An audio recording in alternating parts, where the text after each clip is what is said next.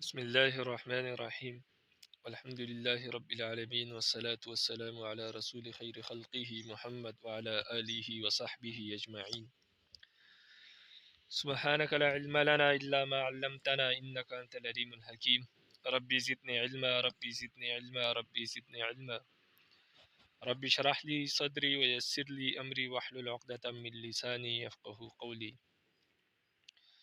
باب ما على الإمام. یہ باب ہے ان چیزوں کے بیان میں جو امام پر لازم اور واجب ہے، یعنی مقتدیوں کے سلسلے میں امام پر جو چیزیں واجب ہیں ان کا بیان اس باب میں ہوگا۔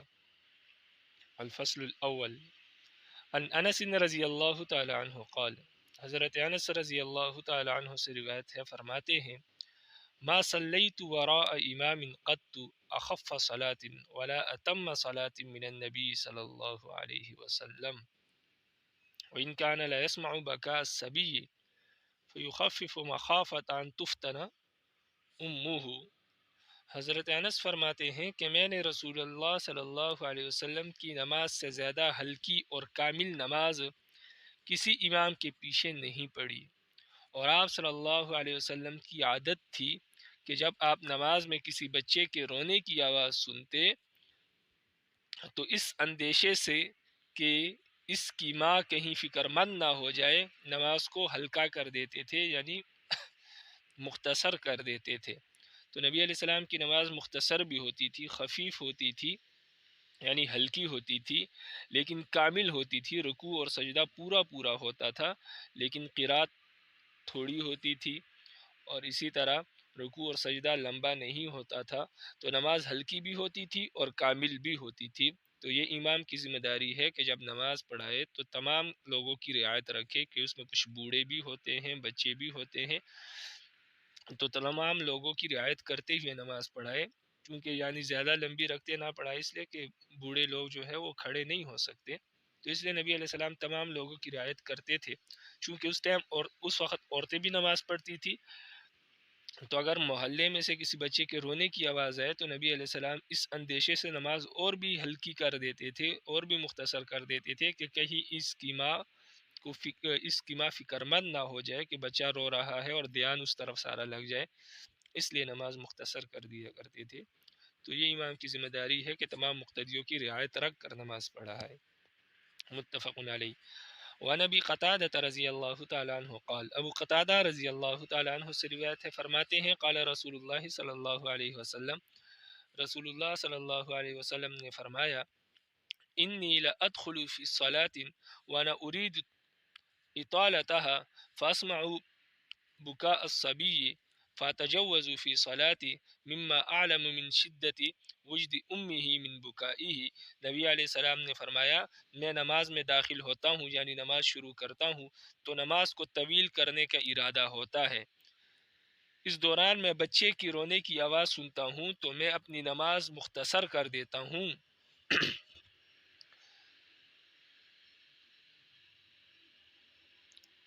تو جب میں بچے کے رونے کی آواز سنتا ہوں تو یہ جان کر کہ کہیں بچے کے رونے کی وجہ سے اس کی ماں سخت فکر مند ہوگی، اس وجہ سے میں نماز مختصر کر دیتا ہوں۔ یعنی جب میں بچے کی آواز سنتا ہوں تو اپنی نماز مختصر کر دیتا ہوں، اس وجہ سے کہ میں جانتا ہوں کہ اس کی ماں کو اس کی وجہ سے بہت سخت فکر ہوگی، بچے کی رونے کی وجہ سے ماں کو سخت فکر ہوگی، تو اس وجہ سے میں نماز مختصر کر دیتا ہوں۔ رواہ البخاری۔ وعن ابی ہریرہ رضی اللہ تعالی عنہ قال قال رسول اللہ صلی اللہ علیہ وسلم اذا صلى احدكم للناس فليخفف فإن فيهم السقيم والضعيف والكبير۔ ابو ہریرہ رضی اللہ تعالیٰ عنہ سے روایت ہے، فرماتے ہیں نبی علیہ السلام نے فرمایا جب تم میں سے کوئی شخص نماز پڑھائے تو اس کو چاہیے کہ مختصر پڑھائے، اس لیے کہ مقتدیوں میں بیمار بھی ہوتے ہیں، کمزور بھی ہوتے ہیں اور بوڑھے بھی ہوتے ہیں، تو سب کی رعایت رکھیں۔ وَإِذَا صَلَّى أَحَدُكُمْ لِنَفْسِهِ فَلْيُطَوِّلْ مَا شَاءَ، اور جب تم میں سے کوئی شخص تنہا نماز پڑھے، اکیلے نماز پڑھے، تو اس کو چاہیے کہ لمبی پڑھے، جتنی چاہے لمبی کر لے۔ جب اکیلے نماز پڑھے تو جتنی چاہے نماز لمبی کر لے، وہ اس کی اپنی مرضی ہے، لیکن باجماعت نماز میں مقتدیوں کی رعایت رکھے. متفق علیہ. وعن قیس بن ابی حازم رضی اللہ تعالی عنہ قال اخبرنی ابو مسعود ان رجلا قال والله یا رسول اللہ انی لا تأخر عن صلاة الغداة من اجل فلان مما يطيل بنا فما رأيت رسول الله صلی اللہ علیہ وسلم في موعظة اشد غضبا منه يومئذ. قیس بن ابی حازم فرماتے ہیں کہ مجھے عبداللہ بن مسعود رضی اللہ تعالی عنہ نے ایک آدمی کے متعلق فرمایا کہ ایک شخص نے کہا اللہ کے رسول، ایک شخص نے نبی علیہ السلام کی خدمت میں عرض کیا کہ اے اللہ کے رسول میں صبح کی نماز سے اس لیے پیچھے رہ جاتا ہوں کہ فلاں آدمی ہمیں بہت لمبی نماز پڑھاتا ہے، تو اس لیے میں صبح کی نماز میں حاضر نہیں ہوتا بلکہ گھر میں پڑھ لیتا ہوں. تو فرمایا میں صبح کی نماز سے اس لیے رہ جاتا ہوں کہ فلاں شخص ہمیں بہت ہی لمبی نماز پڑھاتا ہے. تو ابو مسعود فرماتے ہیں کہ میں نے رسول اللہ صلی اللہ علیہ وسلم کو نصیحت کرنے کے بارے میں اس دن جیسے غصے میں بھرے ہوئے کبھی نہیں دیکھا تھا. یعنی نبی علیہ السلام کو نصیحت فرماتے ہوئے کبھی اتنے غصے میں نہیں دیکھا جتنا غصے میں نے اس دن دیکھا. تو نبی علیہ السلام کو غصہ آیا. ثم قال، پھر فرمایا ان منکم منفرین فإیاکم ما صلی بالناس فلیتجوز فإن فیہم الضعیف والکبیر وذا الحاجہ. نبی علیہ السلام سخت غصے میں تھے اور پھر فرمایا کہ تم میں سے بعض لوگوں کو متنفر کرتے ہیں، لہٰذا جو آدمی لوگوں کو نماز پڑھائے تو اسے چاہیے کہ وہ ہلکی نماز پڑھائے، کیونکہ مقتدیوں میں کمزور، بوڑھے اور حاجت مند لوگ بھی ہوتے ہیں، تو سب کی رعایت رکھے. اگر لمبی نماز پڑھائیں گے تو لوگ متنفر ہو جائیں گے. تو فرمایا کہ تم میں بعض لوگ مقتدیوں کو متنفر کرتے ہیں، تو ایسا نہ کرے. متفق علیہ. وعن ابی ہریرہ رضی اللہ تعالی عنہ قال قال رسول اللہ صلی اللہ علیہ وسلم یصلون لکم فإن اصابوا فلکم وإن اخطئوا فلکم ولا علیہم. نبی علیہ السلام نے فرمایا تمہیں امام نماز پڑھائیں گے، اگر وہ نماز اچھی پڑھائیں گے تو اس کا فائدہ تمہارے لیے ہے اور ان کے لیے بھی، یعنی ثواب دونوں کو ملے گا اگر وہ اچھی طرح نماز پڑھائیں گے. وَإِنْ أَخْطَأُوا فَلَكُمْ وَلَا عَلَيْهِمْ، اور اگر انہوں نے خطا کی یعنی صحیح طرح نماز نہیں پڑھائی تو تمہیں تو ثواب ملے گا جماعت کا، نماز کا. وَعَلَيْهِمْ، لیکن جو گناہ ہوگا وہ ان کے سر پر ہوگا. اس لیے تمام ذمہ داری امام کی ہوتی ہے. اگر امام نماز پڑھائے تو امام کو بھی ثواب ملتا ہے اور مقتدیوں کو بھی ثواب ملتا ہے. لیکن اگر امام نماز میں غلطی کرے تو مقتدیوں کو تو ثواب مل جائے گا، لیکن جو امام ہے وہ امام گناہگار ہوگا خلاف سنت نماز پڑھانے کی وجہ سے، غلط نماز پڑھانے کی وجہ سے. اس سے مراد وہ غلطی ہے جس سے نماز ٹوٹتی نہیں، صرف ثواب میں کمی آتی ہے، تو وہ مراد ہے. رواہ البخاری وہذا الباب خالی عن الفصل الثانی، فرماتے ہیں کہ یہ باب فصل ثانی سے خالی ہے، اس باب کا فصل ثانی موجود نہیں ہے. الفصل الثالث عن عثمان بن ابی العاص رضی اللہ تعالی عنہ قال، عثمان بن ابی العاص رضی اللہ تعالی عنہ سے روایت ہے، فرماتے ہیں آخر ما عہد الی رسول اللہ صلی اللہ علیہ وسلم اذا اممت قوما فاخف بهم الصلاة. عثمان بن العاص رضی اللہ تعالیٰ عنہ فرماتے ہیں کہ نبی علیہ السلام نے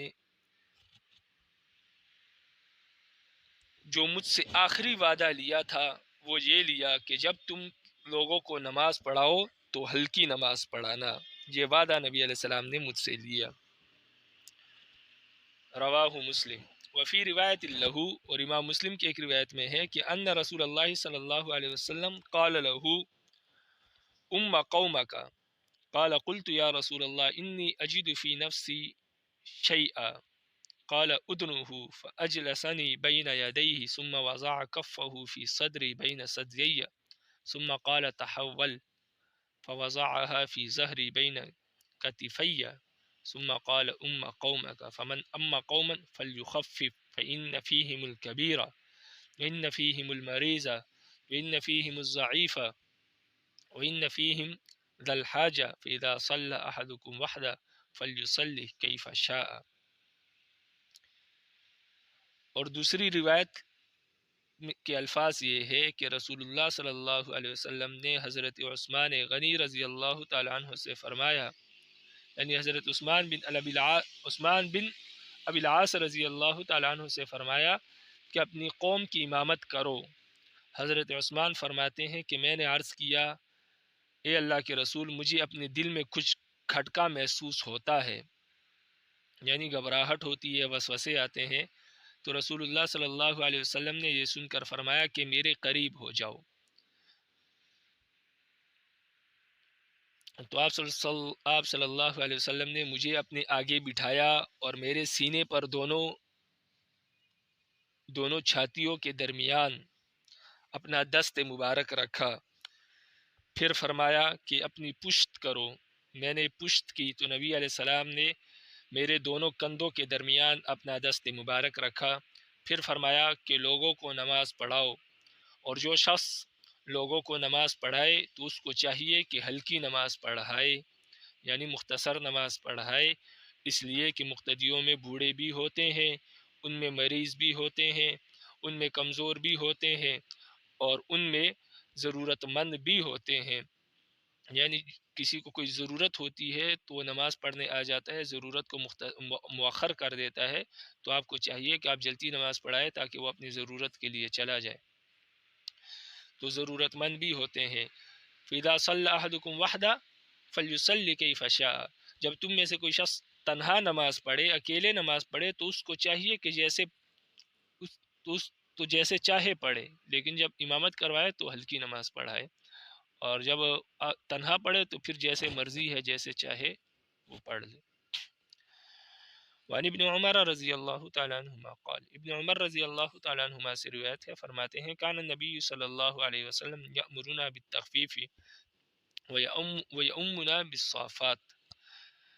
ابن عمر فرماتے ہیں کہ نبی علیہ السلام ہمیں ہلکی نماز پڑھانے کا حکم دیا کرتے تھے، اور آپ ہمیں نماز پڑھاتے تو سورہ صافات کی قرات کرتے.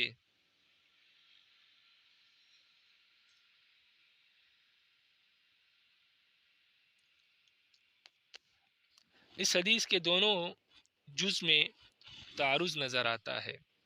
وہ اس طرح کہ نبی علیہ السلام تو ہمیں ہلکی نماز پڑھانے کا حکم دیتے تھے، اور خود جب ہمیں نماز پڑھاتے تھے تو سورہ صافات پڑھتے تھے، جو کہ بظاہر بہت لمبی صورت ہے. تو تعارض نظر آتا ہے. تو اس تعارض کو دور کرنے کے لیے علماء نے یہ جواب دیا ہے کہ رسول اللہ صلی اللہ علیہ وسلم کی یہ خصوصیت تھی کہ آپ لمبی لمبی صورتیں اور بہت زیادہ آیات بہت کم وقت میں پڑھ لیتے تھے، جس سے لوگوں کو کوئی تکلیف اور اکتاہٹ بھی محسوس نہیں ہوتی تھی، اور یہ خصوصیت دوسروں کو حاصل نہیں ہو سکتی. اس لیے دوسرے لوگوں کو چاہیے کہ وہ تو چھوٹی صورتیں پڑھیں، جو کہ احادیث سے ثابت ہے. باقی یہ نبی علیہ السلام کی خصوصیت تھی کہ لمبی صورت بھی پڑھتے تو لوگوں کو تکلیف نہیں محسوس ہوتی تھی، وہ اکتاتے نہیں تھے، اور بہت کم وقت میں بہت لمبی صورت پڑھ لیا کرتے تھے. تو یہ کسی دوسرے کو حاصل نہیں، اس لیے باقی لوگوں کو چاہیے کہ وہ مختصر نماز پڑھائیں. رواہ النسائی. باب ما علی الماموم من المتابعۃ وحکم المسبوق. مقتدی کے لیے امام کی تابعداری لازم ہے، اور مسبوق کا حکم. مسبوق جس سے ایک دو رکعتیں رہ گئی ہو اور پھر امام کے ساتھ وہ نماز میں شامل ہو جائے، اسے مسبوق کہتے ہیں. تو اس باب میں وہ احادیث لائی جائیں گی جس سے یہ معلوم ہوگا کہ مقتدی کے لیے لازم اور ضروری ہے کہ وہ امام کی تابعداری کرے. امام کے پیچھے نماز پڑھے، جس طرح امام کرے اس طرح امام کے ساتھ چلے۔ اور دوسرا مسبوق کا حکم معلوم ہوگا کہ مسبوق جس ایک دو رکعتیں رہ گئی ہو تو اپنی نماز کس طرح مکمل کرے امام کے سلام پھیرنے کے بعد۔ الفصل الاول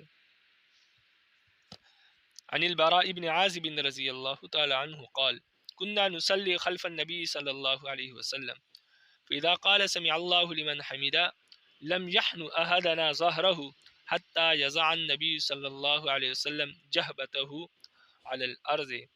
براء بن عازب رضی اللہ تعالی عنہ فرماتے ہیں کہ ہم رسول اللہ صلی اللہ علیہ وسلم کے پیچھے نماز پڑھتے تھے، چنانچہ آپ جب سمع اللہ لمن حمیدہ کہتے تو جب تک رسول اللہ صلی اللہ علیہ وسلم سجدے کے لیے اپنی پیشانی مبارک زمین پر نہیں رکھتے تھے، ہم میں سے کوئی آدمی اپنی پیٹھ جھکاتا بھی نہیں تھا۔ یعنی رکوع سے سیدھا کھڑے ہو جاتے، پھر نبی علیہ السلام جب سجدے میں پہنچ جاتے تو پھر ہم سجدے میں جاتے، یعنی نبی علیہ السلام کے پیچھے پیچھے چلتے۔ ہم جلدی نہیں کرتے تھے، کہیں ایسا نہ ہو جائے کہ ہم نبی علیہ السلام سے آگے سجدہ کر لے، ان سے پہلے سجدہ کر لے، اس لیے جب تک نبی علیہ السلام سجدے میں پہنچ جاتے پھر ہم سجدے کی طرف جھکتے تھے، اس سے پہلے نہیں جھکتے تھے، تاکہ غلطی سے بھی ایسا نہ ہو کہ ہم امام سے پہلے سجدہ کر لے یا ہمارا کوئی رکن امام سے پہلے ہو جائے، تو اس لیے صحابہ اس کی احتیاط کرتے تھے۔ اور یہی چاہیے کہ جب آپ کو معلوم ہو جائے کہ امام سجدے میں چلا گیا ہے یا سجدے تک پہنچ گیا ہے، پھر آپ سجدے کے لیے جھکے۔ اسی طرح رکوع میں بھی باقی جو ارکان ہے اس میں بھی اسی طرح کا معاملہ کرے، یہ مقتدی پر لازم اور ضروری ہے، اور اسی کو امام کی متابعت کہتے ہیں، تابعداری کہتے ہیں۔ متفق علیہ۔ وعن انس رضی اللہ تعالی عنہ قال صلی بنا رسول اللہ صلی اللہ علیہ وسلم ذات یوم فلما قضى صلاته اقبل علينا بوجهه فقال يا ايها الناس اني امامكم فلا تسبقوني بالركوع ولا بالسجود ولا بالقيام ولا بالانصراف فاني اراكم امامي ومن خلفي۔ حضرت انس فرماتے ہیں کہ ایک دن نبی علیہ السلام نے ہمیں نماز پڑھائی، جب نبی علیہ السلام نے اپنی نماز مکمل کی تو ہماری طرف متوجہ ہوئے اور کہنے لگے، اے لوگو، میں تمہارا امام ہوں، لہٰذا رکوع سجدے میں مجھ سے پہل نہ کرو، اور اسی طرح کھڑے ہونے میں اور سلام پھیرنے میں بھی مجھ سے پہل نہ کرو، اس لیے کہ میں تم کو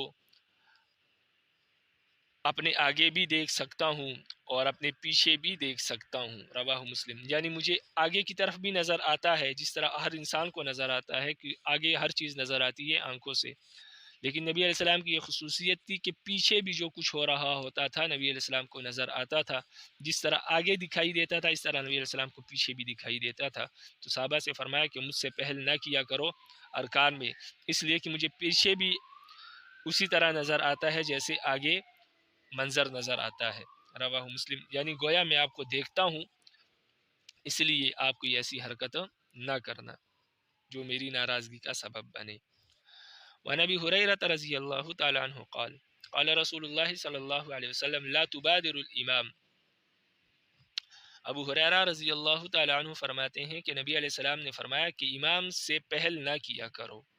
اذا کبر فکبروا، جب امام تکبیر تحریمہ کہے تو تم بھی تکبیر تحریمہ کہو۔ وَإِذَا قَالَ وَلَا الضَّالِّينَ، اور جب امام وَلَا الضَّالِّينَ کہے فَقُولُوا آمین تو تم آمین کہو۔ وَإِذَا رَكَعَ فَارْكَعُوا، اور جب امام رکوع کرے تو تم بھی رکوع کرو۔ وَإِذَا قَالَ سَمِعَ اللَّهُ لِمَنْ حَمِدَهُ، اور جب امام سمع اللہ لمن حمیدہ کہے فَقُولُوا رَبَّنَا لَكَ الْحَمْدُ تو تم رَبَّنَا لَكَ الْحَمْدُ کہو۔ متفق علیہ۔ الا ان البخاری لم یذکر واذا قال ولا الضالین، لیکن امام بخاری کی روایت میں واذا قال ولا الضالین کے الفاظ موجود نہیں ہے۔ تو اس حدیث میں ذمہ داریاں بتائیں کہ امام کی کیا ذمہ داری ہے اور مقتدی کی کیا ذمہ داری ہے۔ وعن انس رضی اللہ تعالی عنہ ان رسول اللہ صلی اللہ علیہ وسلم رکب فرسا فسرع عنه فحجش شقه الأيمن فصلى صلاة من صلوات وهو قاعد فصلينا وراءه قعودا۔ حضرت انس فرماتے ہیں کہ ایک مرتبہ کسی سفر کے دوران रसूलुल्लाह सल्लल्लाहु अलैहि वसल्लम घोड़े पर सवार थे कि इत्तिफाकन आप सल्लल्लाहु अलैहि वसल्लम के नीचे आप सल्लल्लाहु अलैहि वसल्लम नीचे गिर पड़े, जिसकी वजह से आप सल्लल्लाहु अलैहि वसल्लम की दाहिनी करवट यानी दाहिनी जो बाजू है, कंधा है, वो छिल गया। तो खड़े होकर नमाज पढ़ने पर आप कादिर न थे, तो लिहाजा आपने बैठ कर नमाज पढ़ाई। हमने भी आप सल्लल्लाहु अलैहि वसल्लम के पीछे बैठ कर नमाज पढ़ी। जब आपने बैठ कर नमाज पढ़ाई तो हम भी पीछे बैठ गए और बैठ कर नमाज पढ़ी। फलम्मन सरफ़ा, जब नबी अलैहिस्सलाम नमाज से फारिग हुए, क़ाल, तो फरमाया, इन्नमा जुइलल इमामु लियुतम्म बिही फ़इज़ा सल्ला क़ाइमन फ़सल्लु क़ाइमन वइज़ा रकअ फ़रकअू फ़इज़ा रफ़अ फ़रफ़अू वइज़ा क़ाल समी अल्लाहु लिमन हमिदा फ़क़ूलू रब्बना लकल हम्द। नबी अलैहिस्सलाम ने फरमाया कि इमाम इसलिए होता है ताकि उसकी इक़्तिदा की जाए, उसकी ताबेदारी की जाए। लिहाजा जब इमाम खड़े होकर नमाज पढ़ाए तो तुम भी खड़े होकर नमाज पढ़ो, जब इमाम रुकू करे तो तुम भी रुकू करो, जब वो रुकू से उठे तो तुम भी रुकू से उठो, और जब वो समी अल्लाहु लिमन हमीदा कहे तो तुम रब्बना लकल हम्द कहो। विदा सल्ला जालिसन फसल्लु जुलूसा, और जब इमाम बैठ कर नमाज पढ़ाए तो तुम भी बैठ कर नमाज पढ़ो, अजमाउन सारे के सारे। क़ाल अल हुमैदी, इमाम हुमैदी रहमहुल्लाह फरमाते हैं कि क़ौलुहु, नबी अलैहिस्सलाम की ये बात, इज़ा सल्ला जालिसन फसल्लु जुलूसन फ़ी मरज़िहिल क़दीम सुम्मा सल्ला बअद ज़ालिका अन्नबी सल्लल्लाहु अलैहि वसल्लम जालिसन वन्नासु खल्फ़हु क़ियामुन लम यअमुरहुम बिलक़ुऊद। इमाम हुमैदी रहमहुल्लाह फरमाते हैं कि नबी अलैहिस्सलाम का ये इरशाद कि जब इमाम बैठ कर नमाज़ पढ़ाए तो तुम भी बैठ कर नमाज़ पढ़ो, ये आप सल्लल्लाहु अलैहि वसल्लम की पहली बीमारी में था, और उसके बाद यानी मरज़ुल मौत में नबी अलैहिस्सलाम ने बैठ कर नमाज़ पढ़ाई और तमाम लोग आप सल्लल्लाहु अलैहि वसल्लम के पीछे खड़े होकर नमाज़ पढ़ रहे थे, और नबी अलैहिस्सलाम ने बैठने का हुक्म नहीं दिया बल्कि खड़े होने का ही हुक्म दिया कि वो खड़े होकर नमाज़ पढ़ रहे थे और आप बैठ कर पढ़ा रहे थे। व इन्नमा यूखदु बिल आखिर फल आखिर मिन फ़िअल नबी सल्लल्लाहु अलैहि वसल्लम। आगे क़ैदा ज़िक्र फरमाते हैं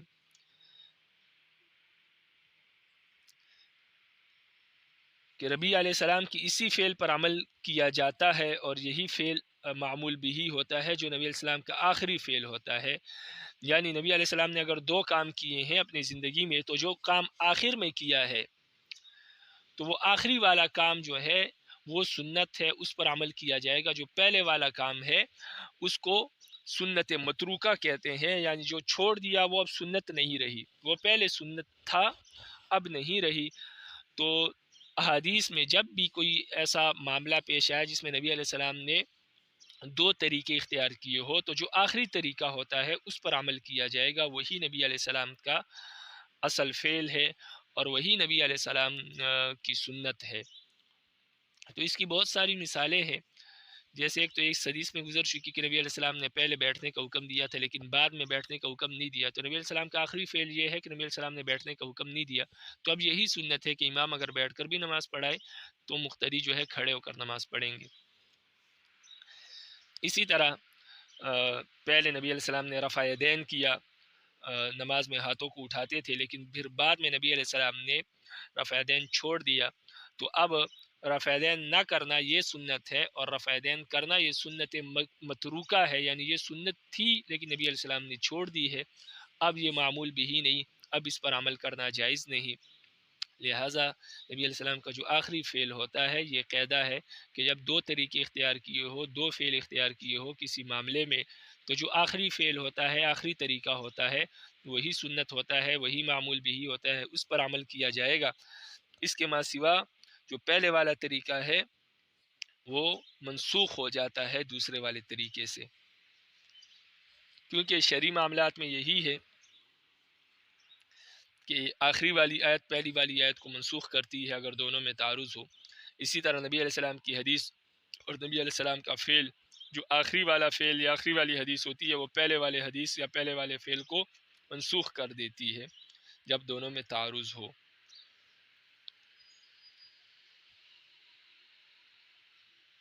ھذا لفظ البخاری، فرماتے ہیں یہ امام بخاری کے الفاظ ہیں۔ واتفق مسلم الی اجمعون، اور امام مسلم نے امام بخاری سے اتفاق کیا ہے اس حدیث میں، الی اجمعون، اجمعون کے لفظ تک، اس سے آگے روایت نہیں فرمائی۔ قال الحمیدی کے الفاظ جو ہے یہ امام بخاری کے ہیں۔ وزاد فی روایت، اور ایک روایت میں امام مسلم نے یہ اضافہ کیا ہے کہ فلا تختلفوا علیہ، امام کے ساتھ اختلاف نہ کیا کرو۔ وَإِذَا سَجَدَ فَاسْجُدُوا، جب امام سجدہ کرے تو تم بھی سجدہ کیا کرو، یعنی اس سے مختلف کوئی عمل نہ کیا کرو، اختلاف نہ کیا کرو، بلکہ اس کی تابعداری کیا کرو۔ وعن عائشہ رضی اللہ تعالی عنہ قالت، حضرت عائشہ رضی اللہ تعالی عنہ سے روایت ہے، فرماتی ہے لما ثقل یا ثقل رسول اللہ صلی اللہ علیہ وسلم، جب نبی علیہ السلام کی طبیعت بھاری ہو گئی، بوجھل ہو گئی، یعنی بیماری بڑھ گئی، جاء بلال یؤذنہ بالصلاۃ، تو حضرت بلال رضی اللہ تعالی عنہ ایک دن آپ صلی اللہ علیہ وسلم کو نماز کے لیے بلانے آئے۔ فقال، تو نبی علیہ السلام نے فرمایا مروا ابا بکر ان یصلی بالناس، ابو بکر کو حکم دو کہ وہ لوگوں کو نماز پڑھائے۔ فصل ابو بکر تلک الایام، تو ابو بکر صدیق رضی اللہ تعالی عنہ نے ان دنوں نمازیں پڑھائی۔ یہ حضرت ابو بکر نے 17 نمازیں پڑھائی تھی نبی علیہ السلام کے مرض موت کے دنوں میں۔ ثم ان النبی صلی اللہ علیہ وسلم وجد فی نفسه خفة فقام يهادي بین رجلین رجلاه تخطان فی الارض حتى دخل المسجد، جب ابو بکر نے 17 نمازیں پڑھائی، پھر ایک دن رسول اللہ صلی اللہ علیہ وسلم نے اپنی طبیعت میں کچھ ہلکا پن محسوس کیا، یعنی کچھ طبیعت ٹھیک محسوس کی، تو نبی علیہ السلام 2 بندوں کے سہارے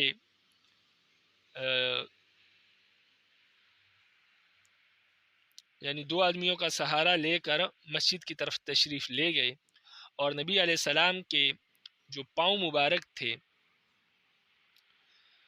یعنی کمزوری کی وجہ سے اور نہ چلنے کی وجہ سے آپ صلی اللہ علیہ وسلم کے پاؤں مبارک زمین پر گھسٹ رہے تھے، اور 2 آدمیوں کے سہارے وہ آپ کو لے کر جا رہے تھے، یہاں تک کہ آپ مسجد میں داخل ہو گئے۔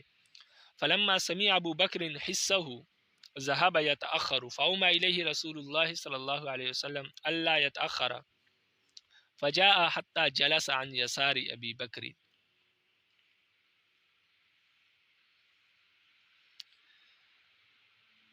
جب ابو بکر صدیق رضی اللہ تعالی عنہ نے نبی علیہ السلام کی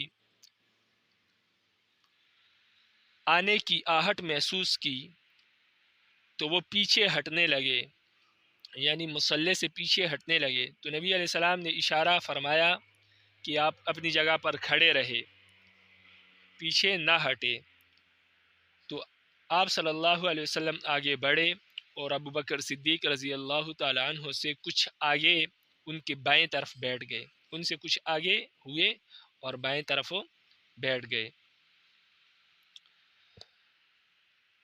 فکان ابو بکر یصلی قائما، تو ابو بکر صدیق رضی اللہ تعالیٰ عنہ کھڑے ہو کر نماز پڑھا رہے تھے۔ وکان رسول اللہ صلی اللہ علیہ وسلم یصلی قاعدا، اور نبی علیہ السلام ابو بکر صدیق رضی اللہ عنہ کھڑے ہو کر نماز پڑھ رہے تھے اور نبی علیہ السلام بیٹھ کر نماز پڑھا رہے تھے۔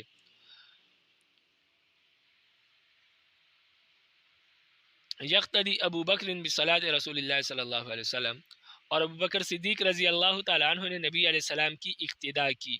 والناس یقتدون بصلاۃ ابی بکر، اور لوگ ابو بکر صدیق رضی اللہ تعالی عنہ کی اقتداء میں کھڑے تھے، یعنی یہ ایک ایسی انوکھی نماز تھی کہ نبی علیہ السلام بیٹھ کر نماز پڑھا رہے ہیں، ابو بکر نے نبی علیہ السلام کی نماز کا اقتداء کیا ہے، ان کی نیت کی ہے، تو ابو بکر صدیق رضی اللہ عنہ نبی علیہ السلام کے پیچھے نماز پڑھ رہے ہیں، اور باقی تمام لوگ جو ہے وہ ابو بکر صدیق رضی اللہ تعالیٰ عنہ کے پیچھے نماز پڑھ رہے ہیں۔ تو جب نبی علیہ السلام رکوع میں جاتے تو ابو بکر صدیق رضی اللہ تعالیٰ عنہ بھی رکوع میں جاتے، لیکن بلند آواز سے تکبیر کہتے، اور لوگ بھی ابو بکر رضی اللہ تعالیٰ عنہ کی اقتداء میں رکوع میں چلے جاتے، پھر اسی طرح جب رکوع سے اٹھتے، سجدوں میں جاتے، تو یہ تمام صورتحال اس نماز میں یوں ہی رہی کہ ابو بکر رضی اللہ تعالیٰ عنہ نبی علیہ السلام کی اقتدا کی اور لوگوں نے ابو بکر صدیق رضی اللہ تعالیٰ عنہ کی. وفی روایت لہما، اور امام بخاری اور مسلم کی روایت میں ایک روایت میں یوں بھی ہے کہ یسمع ابو بکر الناس التکبیر، ابو بکر صدیق رضی اللہ عنہ نے لوگوں سے تکبیر کی آواز سنی، اللہ اکبر کی آواز سنی. یعنی جب نبی علیہ السلام مسجد میں داخل ہوئے تو لوگوں نے اللہ اکبر کی آواز اور صدا لگائی، جس سے ابو بکر صدیق رضی اللہ تعالیٰ عنہ سمجھ گئے کہ نبی علیہ السلام تشریف لائے ہیں، تو اپنے مصلی سے پیچھے ہٹنے لگے. وعن ابی ہریرہ رضی اللہ تعالیٰ عنہ قال قال رسول اللہ صلی اللہ علیہ وسلم اما یخشی الذی یرفع رأسه قبل الامام ان یحول اللہ رأسه رأس حمار. ابو ہریرہ رضی اللہ تعالیٰ عنہ فرماتے ہیں کہ رسول اللہ صلی اللہ علیہ وسلم نے فرمایا کہ وہ آدمی جو امام سے پہلے رکوع سے سر اٹھاتا ہے، یعنی رکوع سجدہ وغیرہ سے سر اٹھاتا ہے، اس بات سے نہیں ڈرتا کہ اللہ جل شانہ اس کے سر کو بدل کر گدھے جیسا سر بنا دیں گے. یعنی اس کو اس بات سے ڈرنا چاہیے کہ کہیں اس جرم میں اللہ تعالیٰ اس کے سر کو گدھے کے سر سے تبدیل نہ کر دے. متفق علیہ، یعنی اس کی شکل کو مسخ نہ کر دے. تو اس حدیث کو ایک محدث نے آزمایا، اس کے دل میں کچھ کھٹکا تھا اس حدیث کے بارے میں. جب اس نے آزمایا خود امام سے جان بوجھ کر امام سے پہلے رکوع اور سجدہ کیا، تو اللہ تعالیٰ نے ان کے سر کو گدھے کے سر سے تبدیل کر دیا. پھر اس کے بعد تقریباً وہ 36 سال زندہ رہے، وہ حدیث کا درس ہی دیتے رہے، لیکن ان کی شکل کو کسی نے نہیں دیکھا، اپنی منہ کو چھپا کر رکھتے تھے. تو یہ نبی علیہ السلام کی احادیث ہے. زمین و آسمان اوپر نیچے ہو سکتے ہیں، لیکن نبی علیہ السلام کی زبان مبارک سے نکلی ہوئی بات، اس میں کوئی شک و شبے کی گنجائش نہیں ہے. بالکل اسی طرح رب العالمین کریں گے اور کوئی شخص جان بوجھ کر یوں کرے گا. تو نبی علیہ السلام نے فرمایا کہ اس شخص کو ڈرنا چاہیے کہ اس بات سے کہ کہیں اللہ تعالیٰ اس کے سر کو گدھے کے سر سے تبدیل نہ کر دے. الفصل الثانی عن علی و معاذ بن جبل رضی اللہ تعالی عنہما قال رضی اللہ تعالی عنہما قال قال رسول اللہ صلی اللہ علیہ وسلم اذا اتا احدکم الصلاة والامام على حال فليصنع كما يصنع الامام. حضرت معاذ اور حضرت علی رضی اللہ تعالی عنہما ان دونوں حضرات سے مروی ہے، یہ دونوں فرماتے ہیں کہ نبی علیہ السلام نے فرمایا جب تم میں سے کوئی شخص نماز میں آئے اور امام کسی حال میں ہو، یعنی امام پہلے سے نماز میں موجود ہو، امام نے نماز شروع کر دی ہو یا ایک یا دو رکعتیں پڑھ بھی لیے ہو، تو ایسی صورت میں اس مقتدی کو چاہیے کہ جس طرح امام کرتا ہے یہ اسی طرح کرے. رواہ ترمذی وقال هذا حدیث غریب، یعنی جس طرح امام کرتا ہے اس طرح کرے. مطلب یہ ہے کہ جب نماز میں شریک ہو جائے تو امام کی تابعداری اور پیروی شروع کر دے، یعنی امام جس رکعت میں ہے یہ بھی اس رکعت میں اسی طرح کرے، یعنی اسی رکعت میں شریک ہو جائے، اس رکعت میں امام کی پیروی کرے. باقی جو پیچھے اس سے رکعتیں گزر چکی ہے وہ بعد میں تنہا پڑھے، اکیلے پڑھے. ایسا نہ ہو کہ پہلے وہ پڑھنا شروع کر دے اور امام کی تابعداری چھوڑ دے، نہیں، بلکہ امام کو جس حالت میں پائے اسی حالت میں امام کی اقتداء شروع کر دے. امام سجدے میں ہے تو یہ بھی سجدے میں چلا جائے، وہیں سے امام کے ساتھ نماز پڑھے. امام کی 2 رکعتیں رہ گئی ہیں تو یہ امام کے ساتھ 2 رکعتیں پڑھے، امام کی طرح ہی یہ کرے. باقی جو اس کی اپنی 2 رکعتیں رہ گئی ہیں امام کے ساتھ شامل ہونے کی وجہ سے، تو جب امام سلام پھیر دے تو بعد میں وہ 2 رکعتیں پوری کر لے. یہ مطلب ہے حدیث کا، یعنی یوں کرے، امام کو جس حالت میں پائے اسی حالت میں امام کے ساتھ شریک ہو جائے، اسی حالت میں امام کی تابعداری کرے، بعد میں جو رہ گئی ہے اپنی نماز وہ بعد میں پڑھے. وعن ابی ہریرہ رضی اللہ تعالی عنہ قال قال رسول اللہ صلی اللہ علیہ وسلم اذا جئتم الى الصلاة ونحن سجود فاسجدوا ولا تعدوه شيئا. ابو ہریرہ رضی اللہ تعالیٰ عنہ فرماتے ہیں کہ نبی علیہ السلام نے فرمایا جب تم میں سے کوئی شخص جماعت میں شریک ہو جائے اور مجھے سجدے کی حالت میں پائے تو تم بھی سجدے میں چلے جاؤ. جب تم میں سے کوئی شخص نماز میں آئے اور میں سجدے میں موجود ہوں تو تم بھی سجدے میں چلے جاؤ.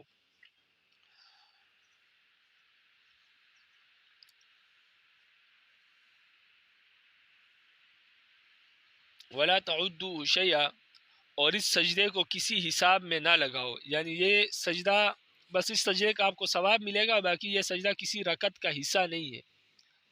گویا یہ سجدہ آپ نے اضافی کیا جس کا آپ کو الگ ثواب ملا، تو یہ مطلب ہے کہ اس کو اپنی رکعت وغیرہ شمار نہیں کرنا. یہ سجدہ آپ نے گویا اضافی کیا، اس کا آپ کو الگ ثواب ملے گا، باقی اپنی نماز پوری کریں گے بعد میں. ومن ادرک رکعتا فقط ادرک الصلاۃ، اور جس نے امام کے ساتھ رکوع پا لیا تو اس نے پوری رکعت پا لی. رکعتن سے مراد یہاں پر رکوع ہے، یعنی جو امام کے ساتھ رکوع میں شریک ہو گیا تو گویا اس کو وہ رکعت مل گئی، بے شک وہ قرات میں یا قیام میں امام کے ساتھ شریک نہ بھی تھا، لیکن جب امام رکوع میں گیا تو وہ امام کے ساتھ مل گیا، شریک ہو گیا، تو گویا اس کو یہ رکعت پوری کی پوری مل گئی. رواہ ابو داؤد. وعن انس رضی اللہ تعالی عنہ قال قال رسول اللہ صلی اللہ علیہ وسلم من صلی للہ 40 یوما فی جماعہ يدرك التكبيرة الأولى كتب له براءتان براءة من النار وبراءة من النفاق. ابو ہریرہ حضرت انس رضی اللہ تعالیٰ عنہ سے روایت فرماتے ہیں جو شخص 40 دن تک اللہ کی رضا کے لیے جماعت کے ساتھ اس طرح نماز پڑھے کہ تکبیر اولا فوت نہ ہو، تو اس شخص کے لیے 2 قسم کی نجات ہے، 2 قسم کے پروانے ہیں. ایک جہنم سے چھٹکارے کا پروانہ ہے اور دوسرا نفاق سے بری ہونے کا پروانہ ہے. یعنی یہ شخص نہ منافق ہوگا اور نہ جہنم میں جائے گا جو شخص 40 دن تکبیر اولیٰ کے ساتھ نماز پڑھ. رواہ الترمذی. وعن ابی ہریرہ رضی اللہ تعالیٰ عنہ قال ابو ہریرہ رضی اللہ تعالیٰ عنہ سے روایت ہے، فرماتے ہیں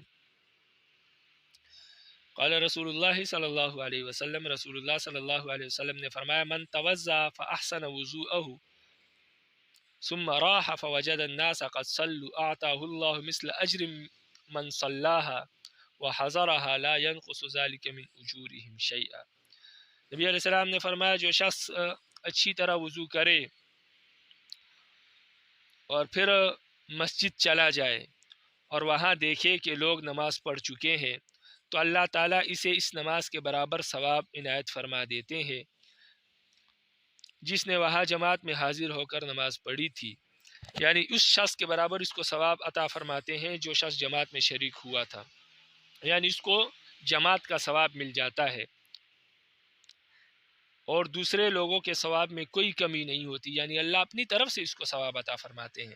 یعنی ایک شخص نے گھر میں وضو کیا اور مسجد کی طرف روانہ ہو گیا اس نیت سے کہ مسجد میں جا کر جماعت کے ساتھ نماز پڑھوں گا، لیکن جب مسجد میں پہنچا تو معلوم ہوا کہ نماز ہو گئی ہے،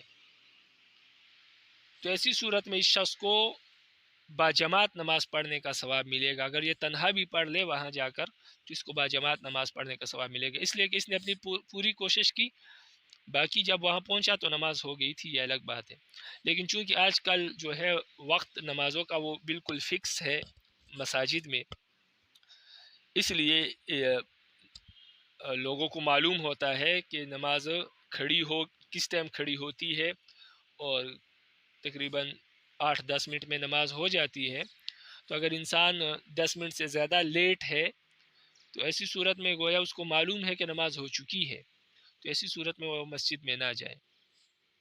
یہ جو حدیث میں ہے یہ وہ صورت ہے کہ جب پہلے لوگ نماز پڑھ لیتے تھے کبھی جلتی کبھی تاخیر سے، تو اس طرح اگر کوئی شخص کو یقینی طور پر معلوم نہیں ہے، اس دور میں یقینی طور پر معلوم نہیں ہوتا تھا، آج بھی اگر یقینی طور پر معلوم نہیں ہے کہ نماز ہو چکی ہے تو مسجد میں جائے، اپنی کوشش کرے، لیکن اگر وہاں جا کر معلوم ہو کہ نماز ہو چکی ہے تو اس کو جماعت کا ثواب مل جائے گا، باجماعت نماز پڑھنے کی اس کو ثواب ملے گا. اور اسی طرح آج کل اگر کسی مقام میں یوں ہے کہ وہاں پر ٹائم فکس نہیں ہے تو وہاں پر بھی اگر معلوم نہیں ہے کہ نماز ہو چکی ہے یقینی طور پر، تو اگر مسجد میں جائے اور معلوم ہو کہ نماز ہو گئی ہے تو باجماعت نماز پڑھنے کا اس کو اجر ملے گا، ثواب ملے گا. لیکن اگر یقینی طور پر معلوم ہے کہ نماز ہو چکی ہے تو ایسی صورت میں مسجد میں نہ جائے. پھر مناسب نہیں ہے، پھر اپنے گھر میں ہی نماز پڑھے۔ وعن ابی سعید الخدری رضی اللہ تعالیٰ عنہ قال، ابو سعید خدری رضی اللہ تعالیٰ عنہ سے روایت ہے، فرماتے ہیں جاء رجل وقد صلى رسول الله صلی اللہ علیہ وسلم فقال ألا رجل يتصدق على هذا فيصلي معه فقام رجل فصلى معه۔ فرماتے ہیں کہ ایک آدمی ایسے وقت میں مسجد پہنچا جبکہ رسول اللہ صلی اللہ علیہ وسلم نماز پڑھ چکے تھے۔ آپ نے اس آدمی کو دیکھ کر فرمایا کہ کیا کوئی آدمی ایسا نہیں جو اسے اللہ کی راہ میں دے، یعنی کوئی ایسا آدمی موجود ہے جو اسے اللہ کی راہ میں اس کو صدقہ دے، یعنی اس پر صدقہ کرے، اس کے ساتھ احسان کرے۔ چنانچہ ایک آدمی کھڑا ہوا اور اس نے اس آدمی کے ساتھ نماز پڑھی، یعنی اس کے ساتھ باجماعت نماز پڑھ لی تو اس کو بھی جماعت کا ثواب مل گیا۔ تو کسی کے ساتھ باجماعت نماز پڑھنا، یعنی کسی کے ساتھ صرف اس غرض سے نماز پڑھنا کہ اس کی جماعت فوت ہو گئی ہے تو اب میں اس کے ساتھ نماز پڑھ لوں گا، بے شک میں نفل کی نیت کر لوں گا، یہ فرض کی کر لے گا، لیکن اس کی جو نماز ہے وہ باجماعت ہو جائے گی، اس کو جماعت کا ثواب ملے گا، تو یہ بھی صدقہ ہے اس شخص پر۔ کیونکہ سب سے بڑا صدقہ تو یہی ہے کہ انسان کسی کے ساتھ ایسا معاملہ کرے جو اس کے آخرت میں کام آئے، تو یہ وہ معاملہ ہے کہ وہ نیکی ہے جو آخرت میں کام آنے والی ہے، تو اس سے بڑھ کر کوئی صدقہ نہیں ہو سکتا۔ باقی تو دنیا کی حاجات اور ضروریات پوری کرنا وہ بھی صدقہ ہے، لیکن ہم صرف اسی کو صدقہ سمجھتے ہیں، بلکہ ایسا نہیں ہے۔ دینی امور میں کسی کی مدد کرنا اور کسی کے دینی معاملات میں کسی کی معاونت کرنا، مدد کرنا، دینی ضرورت کو پوری کرنا جس سے اس کی آخرت بنے، یہ دنیاوی ضرورت کو پورا کرنے سے بڑھ کر صدقہ ہے۔ رواہ ترمذی و ابو داؤد۔ الفصل الثالث عن عبید اللہ بن عبد اللہ قال دخلت على عائشہ فقلت الا تحدثینی عن مرض رسول اللہ صلی اللہ علیہ وسلم قالت بلا سقل النبی صلی اللہ علیہ وسلم فقال اصلى الناس فقلنا لا يا رسول الله وهم ينتظرونك قال زعوا لي ماء في المخزب قالت ففعلنا فاغتسل فذهب لينوء فأغمي عليه ثم أفاق فقال أصلى الناس قلنا لا هم ينتظرونك يا رسول الله قال زعوا لي ماء في المخزب قالت فقعد فاغتسل ثم ذهب لينوء فأغمي عليه ثم أفاق فقال أصلى الناس قلنا لا هم ينتظرونك يا رسول الله قال زعوا لي ماء في المخزب فقعد فاغتسل ثم ذهب لينوء فأغمي عليه ثم أفاق فقال أصلى الناس قلنا لا هم ينتظرونك يا رسول الله والناس عكوف في المسجد ينتظرون النبي لصلاة العشاء الآخرة فأرسل النبي صلى الله عليه وسلم إلى أبي بكر بأن يصلي بالناس۔ حضرت عبید اللہ بن عبداللہ فرماتے ہیں کہ ایک روز میں ام المؤمنین حضرت عائشہ رضی اللہ تعالی عنہ کی خدمت میں حاضر ہوا اور میں نے عرض کیا کہ آپ مجھے نبی علیہ السلام کی بیماری کا حال بتائے، یعنی مرض الموت میں آپ نبی علیہ السلام کی کیا حالت تھی۔ تو حضرت عائشہ کہنے لگی کہ ہاں کیوں نہیں۔ فرمانے لگی جب نبی علیہ السلام کی بیماری بڑھ گئی تو نبی علیہ السلام نے فرمایا کیا لوگوں نے نماز پڑھی ہے؟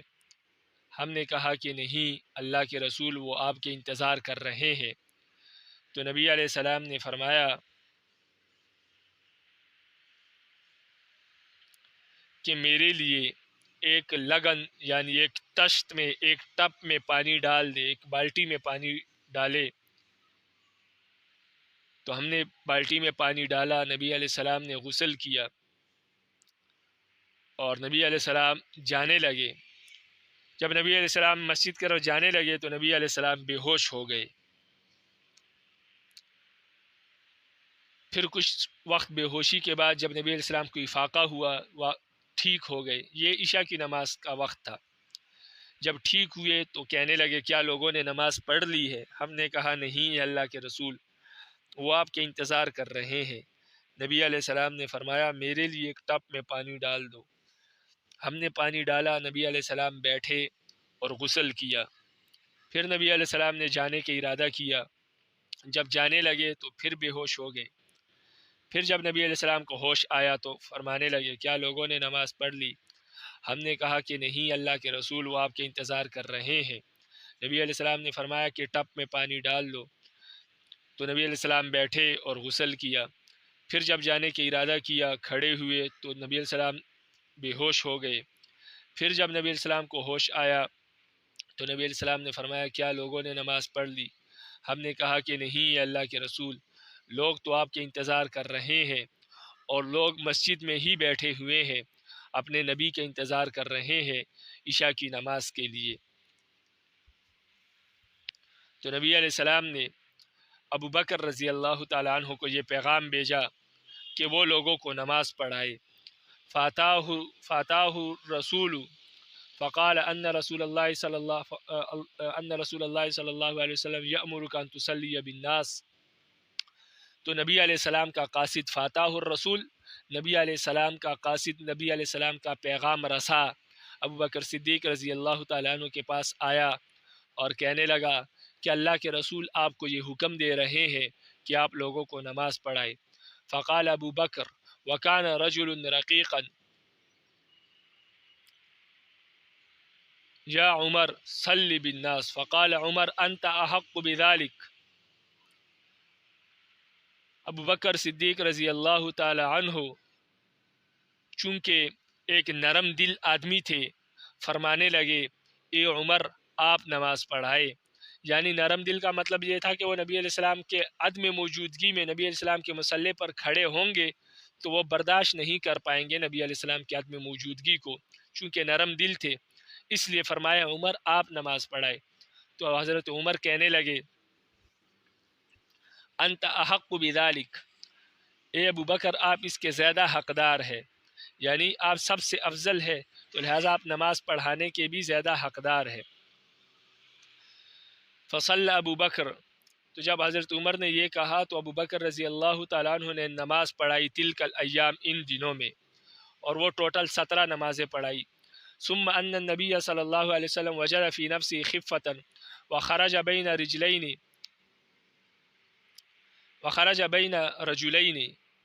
احدهما العباس لصلاة الظہر۔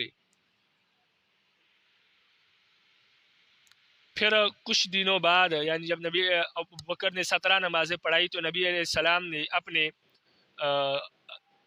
طبیعت میں کچھ ہلکا پن محسوس کیا اور 2 آدمیوں کے سہارے نکلے ظہر کی نماز کے لیے۔ ان میں سے ایک حضرت عباس رضی اللہ تعالیٰ عنہ تھے جس کے کندھے پر آپ صلی اللہ علیہ وسلم نے ہاتھ رکھا تھا، اور دوسری روایت میں آتا ہے کہ دوسرے حضرت علی رضی اللہ تعالیٰ عنہ تھے۔ تو ان 2 آدمیوں کے سہارے نبی علیہ السلام گھر سے نکلے ظہر کی نماز پڑھانے کے لیے۔ وابو بکر یصلی بالناس فلما رآہ ابو بکر ذهب لیتأخر فأومى الیہ النبی صلی اللہ علیہ وسلم بألا یتأخر۔ جب نبی علیہ السلام مسجد میں تشریف لائے تو ابو بکر صدیق رضی اللہ عنہ نماز پڑھا رہے تھے۔ جب ابو بکر صدیق رضی اللہ عنہ نے نبی علیہ السلام کو دیکھا تو پیچھے ہٹنے لگے مصلی سے۔ نبی علیہ السلام نے اشارہ کیا کہ وہ پیچھے نہ ہٹے۔ نبی علیہ السلام نے فرمایا کہ مجھے ان کی ایک طرف بٹھا دے، تو ان دونوں حضرات نے ابو بکر صدیق رضی اللہ عنہ کے ایک طرف نبی علیہ السلام کو بٹھا دیا۔ پہلی حدیث میں گزر چکا کہ بائیں طرف بٹھایا تھا۔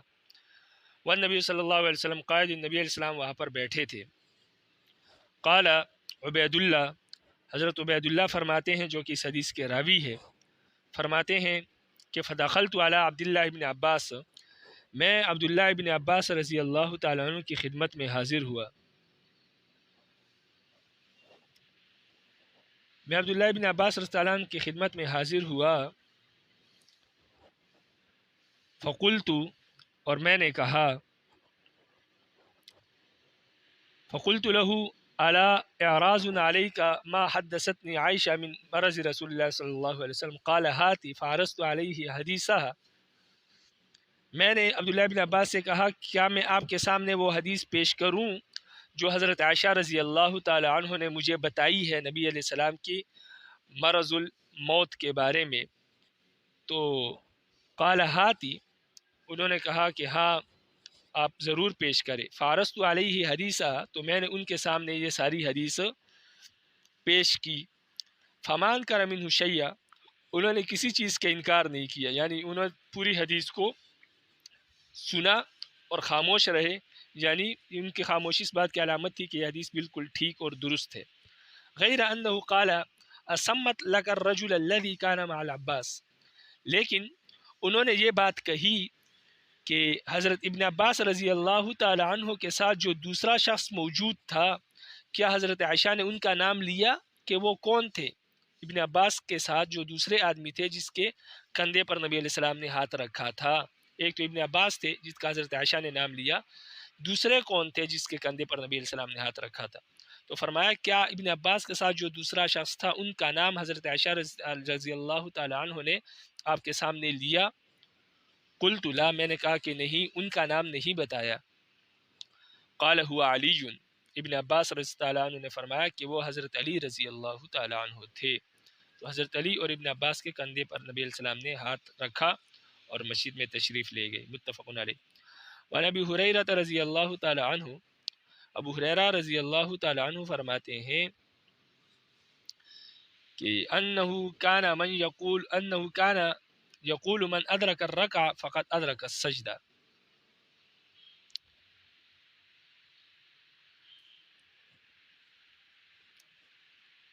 ابو ہریرہ کے بارے میں منقول ہے کہ وہ فرمایا کرتے تھے جس نے رکوع پایا اسے پوری رکعت مل گئی، یعنی جو امام کے ساتھ رکوع میں شامل ہو جائے گویا اس کو پوری رکعت مل گئی، وہ رکعت اس کو مل گئی ہے، دوبارہ پڑھنے کی ضرورت نہیں۔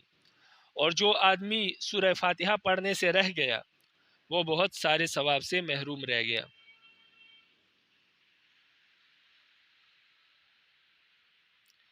مطلب یہ ہے کہ جو شخص سورۃ الفاتحہ پڑھنے سے رہ گیا، یعنی نماز میں سورہ فاتحہ نہیں پڑھی، تو نماز تو ہو جائے گی لیکن بہت سے بہت سے ثواب سے محروم رہ جائے گا، اور جب ثواب سے محروم رہ گیا تو اس کی نماز ناقص ہوگی، اس لیے کہ سورہ فاتحہ جو ہے یہ نماز میں واجب ہے، جب واجب رہ جائے تو نماز ناقص ہوتی ہے، واجب الاعادہ ہوتی ہے، لیکن یہ تنہا آدمی کے لیے ہے۔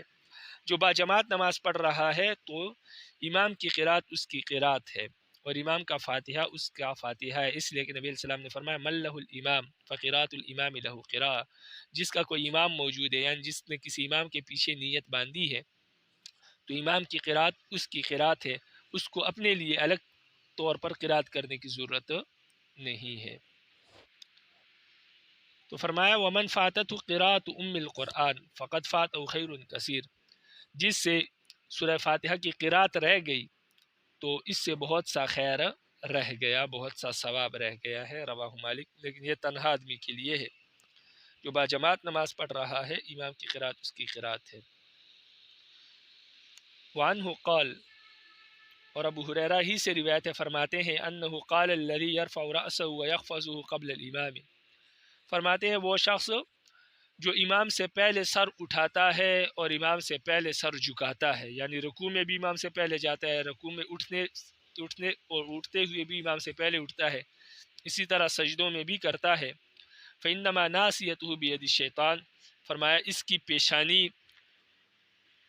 شیطان کے ہاتھ میں ہوتی ہے، پیشانی سے مراد اس کی لگام، اس کی باگ جو ہے وہ شیطان کے ہاتھ میں ہے، اس لیے کہ شیطان اس سے جیسا چاہتا ہے کروا رہا ہے، تو یہ انسان کے کام نہیں ہے کہ انسان یوں کرے، یہ شیطان کے ہی کام ہے کہ امام کی تابعداری نہ کرے، امام سے پہلے رکوع اور سجدے میں جائے اور امام سے پہلے اٹھے۔